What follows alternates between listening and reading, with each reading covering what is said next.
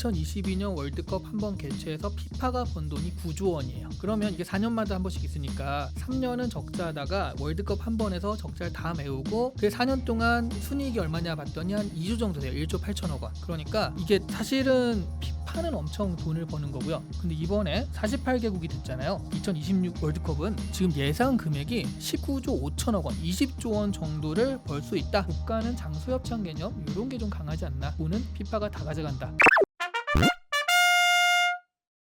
1954년과 1970년 이 월드컵이 큰 계기가 된 월드컵인데 1950년 스위스 월드컵과 1970년 북중미 월드컵은 공통점이 있어요. 그게 뭘 것 같으세요? 1954년 월드컵이 TV로 생중계된 첫 번째 대회예요. 그때 이제 흑백 TV로. 그러면서 전 세계에서 9천만 명이 시청을 했다라고 하죠. 이러면서 이야 이게 뭐지? 축구는 현장 이벤트였잖아요. 근데 이게 미디어 이벤트로 바뀌기 시작을 한 겁니다. 그러면 1970년은 뭐게요? 그렇죠. 칼라 TV로 첫 중계된 그런 월드컵이었던 거예요. 그래서 컬러 TV 또 위성 중계 이런 것들 때문에 전 세계에서 내 안방에서 월드컵을 보게 된 그런 계기가 됐습니다. 그리고 또 하나 전 세계에서 칼라로 그 월드컵을 봤잖아요. 그 월드컵에 누가 있었냐? 펠레가 있었어요. 와, 그 아름다운 축구. 그때 브라질 대표팀이 지금도 월드컵 사상 가장 아름다운 축구팀이다라는 얘기를 듣고 있는데 너무 멋지잖아요. 우리 동네 조기축구하는 것보다 이걸 보니까. 그래서 펠레라는 스타가 나오기도 했고 그게 전 세계 중계가 되기도 해서 1970년에 북중미 월드컵 요게 이제 큰 계기가 되었다라고 생각하시면 됩니다.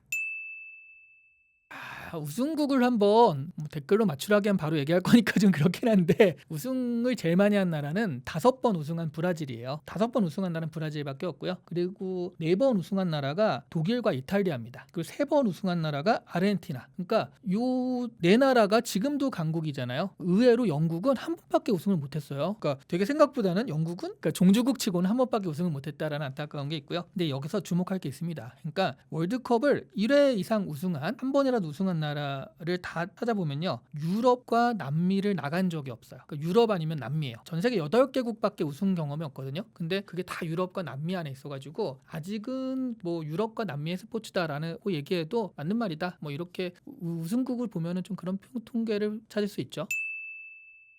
근데 뭐 우리가 예선 통과의 의미가 있으면 의미가 있죠. 근데 48개국이니까 그 기회도 있는 거고. 근데 우승 경쟁 자체는 뭐 사실 우승해도 가만히 보면 결국 뭐 독일, 요즘엔 또 스페인도 올라오고 유럽 나라 아니면 아르헨티나, 브라질 뭐 이런 데서 왔다 갔다 하니까 여전히 남미랑 유럽에서 왔다 갔다 한다. 그런 느낌이 좀 있고요. 대신 이제 48개국으로 확대되고 그리고 경기 수도 104경기로 늘어났기 때문에 굉장히 많아지거든요. 그러니까 일단 39일 동안 열려요. 그 한 달 내내 월드컵 얘기를 이제 하게 되는 거죠. 예전에 그런 게 있었어요. 그 미트리트나 리트라고 그러니까 의치학 전문대학원, 로스쿨 이런 것들을 그 시험을 보는데 월드컵이 있는 해 평균 점수가 좀 낮대요. 평소보다 낮대. 왜냐하면 그 월드컵이 보통 한 5월, 6월에 있잖아요. 근데 그 시험들이 7월, 8월에 보거든요. 그러다 보니까 특히 남학생들이 월드컵 보다가 이렇게 좀 시험 공부를 덜 하는 경우들이 있는데 근데 이번에 39일이나 되다 보니까 와 이거는 전 세계적으로 많은 시험 점수가 낮아지겠구나 하는 생각이 들기도 하더라고요. 근데 뭐 우승 경쟁을 놓고 보면 그다지 확대가 의미가 없긴 한데 근데 전 세계 나라가 참여하는 뭐 예선이라든가 이런 것들이 확대된다는 의미에서는 그래도 전 세계 이벤트라는 면에서는 의미가 있지 않나 싶네요.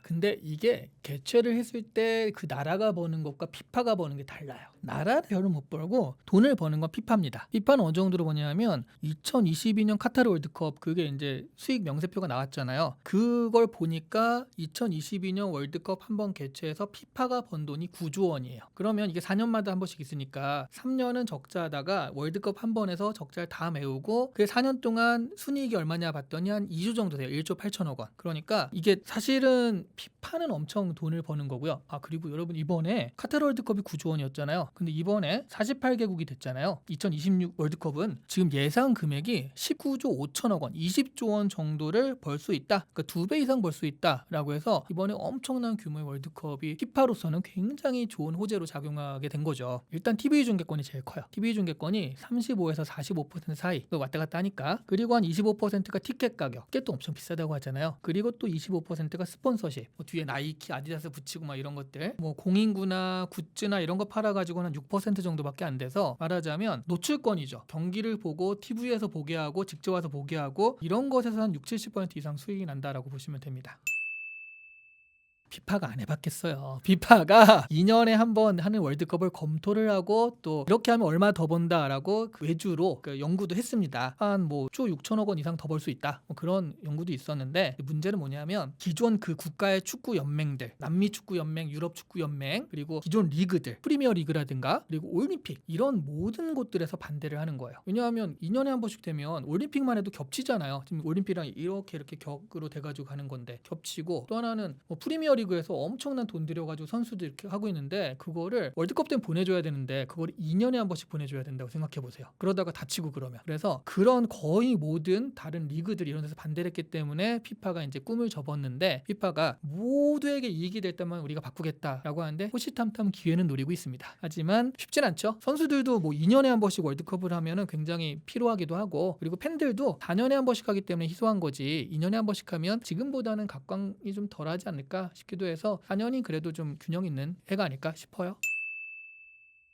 그게 애매한 거죠. 예를 들어 이런 거 있잖아요. 지드래곤이 나라에 뭘 해가지고 국가 홍보 효과가 1조 원 나왔다. 뭐 그런 식의 얘기 보도를 보는데 국가 홍보 효과를 어떻게 측정할 수 있어요? 다 그냥 의미를 부여하는 거거든요. 그러니까 이런 게 많아요. 우리 국가가 이번에 하면서 국가 브랜드가 올라갔다. 그것 때문에 몇 조 원 이상의 가치가 있다라고 하는데 그거를 그 돈을 객관적으로 할 수는 없거든요. 다 주관적인 거죠. 그래서 이거를 이익이 된다 안 된다라고 말하기 되게 애매해요. 왜냐하면 어쨌든 관광객도 오고 여러 가지 효과가 있기 때문에 GDP에 효과를 낼 수도 있지만 그래서 인프라 정비해야 되죠. 경기장 만들어야 되지. 뭐 그 운영해야 되지. 그 돈을 플러스 마이너스를 어떻게 계산할지가 되게 애매한 거죠. 그래서 이거를 순이익으로 봤을 때 과연 얼마가 될까? 그 많은 사람들이 그래도 관광객이 많이 오지 않냐라고 하는데 또 이런 것도 있어요. 월드컵 관광객이 오기 때문에 기존에 오던 관광객이 야 사람 많은데 안 가야지 하고 안 올 수가 있습니다. 예를 들어 한국만 해도 한류 드라마 팬들이 막 올 시간에 축구 팬들이 오니까 야 사람 많은데 그럼 난 안 가. 이럴 수 있거든요. 그러니까 플러스 마이너스 돼가지고 이게 실제로 더 관광객이 는지 아닌지도 사실은 좀 애매한 거예요. 그래서 전반적으로요 돈을 버는 사업은 피파가 하는 겁니다. 그리고 국가는요 브랜드를 광고하는 거. 그러니까 월드컵은 돈 버는 사업은 피파가, 국가는 브랜드 홍보다, 마케팅이다라고 보시면 됩니다. 이런 거라고 생각하시면 될 것 같아요. 그러니까 장소 협찬? 어떤 카페에서 그 나는 솔로 이런 거 촬영하면 나는 솔로 제작진들이 다 돈 벌고 그런 거잖아요. 근데 어쨌든 이 카페가 나오면서 여기 홍보가 되고 사람들 찾아오고 하니까 나중에 또 브랜드가 있는 거니까 국가는 장소 협찬 개념 이런 게 좀 강하지 않나. 돈은 피파가 다 가져간다라고 생각하시면 돼요.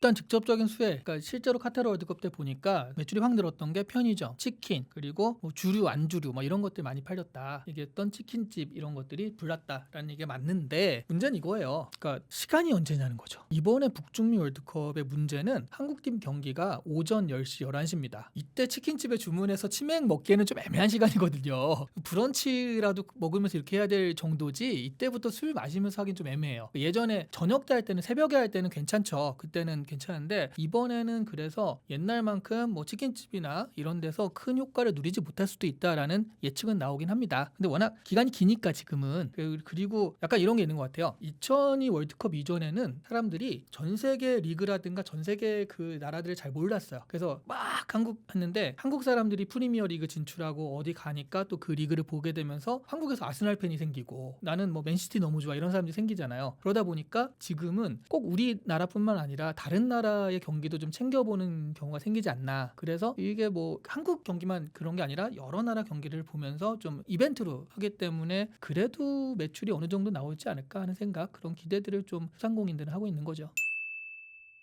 일단 스포츠는요 AI 시대에는 무조건 가치가 높아집니다. 왜냐하면 AI가 영상 만들고 막 이러다 보니까 한 1년 지나면요 이게 중학생이 방구석에서 만든 거랑 디즈니가 각 잡고 만든 거랑 비슷할 수 있어요. 이거는 그 가치가, 컨텐츠의 가치가 좀 이렇게 다 이렇게 커질 수 있는데 이게 스포츠는 AI가 간섭하면 재미가 없잖아요. 스포츠의 재미는 야 누가 이길지를 모르겠는 거죠. 그러다 보니까 이제 스포츠의 그 박진감부터 여러 가지 현장성, 라이브 막 이런 것들이 이제 의미가 있는 거라서 AI가 여기서 예를 들어 뭐 로봇 축구 이런 것들 이런 순간 별로 재미가 없어요. 그러니까 로봇 축구는 그냥 다른 다른 영역인 거죠. 기술을 자랑하는 영역이고. 그래서 AI 시대 스포츠는 무조건 각광받습니다. 보는 거, 하는 거, 생활 스포츠까지. 그런데 이 AI는 직접적으로 이걸 수행할 수는 없거든요. 그래서 이 스포츠의 뒷면을 장악하게 됩니다. 예를 들어 얼마 전에 그 쇼츠를 보니까 어떤 골키퍼가 이렇게 잡았어요. 그러니까 오는 걸 딱 잡았어요. 선이 있잖아요. 그 선을 넘어가면 안 되는데 선 앞에서 잡았어요. 무의식 중에 이렇게 자기 안으로 살짝 감은 거예요. 그러는 순간 심판에 스마트워치가 울리더라고요. 그러니까 이거를 넘어가는 순간 심판 이게 연결돼가지고 골로 인정이 되는 겁니다. 이게 지금 AI 센서가 다 있는 거거든요. 그런 식으로 심판 판정 같은 경우 AI와 센서 같은 게 있고, 감독도 AI나 이런 걸로 상대팀 분석도 하고, 선수들도 AI를 통해서 관리를 하고, 부상 같은 거 예방도 하고, 또 중계도 시청자별로 막 좀 다르게 중계하기도 하고, 그리고 아마 AI 해설, AI 요약 이런 것들, AI 하이라이트 이런 것도 굉장히 많이 볼 거거든요. 그러니까 AI 기술들이 그걸 보고 즐기고 그 모든 것, 선수가 직접 뛰는 거 외에 모든 것에 이제 관여를 하게 되니까 그런 것들을 눈으로 보면서 저기까지 왔구나, AI가 저렇게 되는구나, 이런 것들을 볼 수 있는 정말 첨단 하이테크 기술이 다 나와서 경쟁하는 그런 장도 월드컵에선 펼쳐지는 거죠. 근데 이거 참 누가 봐도 답은 나와 있지만, 근데 이왕이면 희망을 가지는 건 좋죠. 왜냐면 어쨌든 2002년에도 히딩크 감독이 그때 막 5대0 예선전에서 막 지고 그랬거든요. 그러니까 우리가 그렇게 하리라고는 아무도 예상을 못했어요. 근데 정말 기적같이 했기 때문에 더더욱 값진 거였거든요. 그런데 지금은 어떠냐라고 하면 일단 기대감을 떨어뜨리는 데는 성공한 것 같습니다. 그래서 이 상황에서 높이 올라가면 엄청 정말 기쁠 것 같아요. 근데 어쨌든 기대감은 많이 떨어져 있지만, 그럼에도 불구하고 공은 둥그니까 무슨 일이 벌어질지 모르겠다. 그래도 우리가 축구를 보는 거잖아요. 근데 기대를 너무 많이 하면 또 실망도 크니까 그날처럼 그렇게 4강 가는 건 쉽지는 않다라는 생각을 좀 하긴 합니다. 그런데도 불구하고 어쨌든 예전엔 그냥 조별리그 통과하는 거 자체가 16강 가는 게 정말 굉장한 목표였잖아요. 이제 48 국가가 돼서 32강이 돼버리니까 예선리그 통과가 그래도 좀 쉬워진 편이에요. 그래서 예선리그 통과했으면 좋겠다, 요 정도 기대를 해보는 게 적절하지 않나 하는 생각을 좀 해요.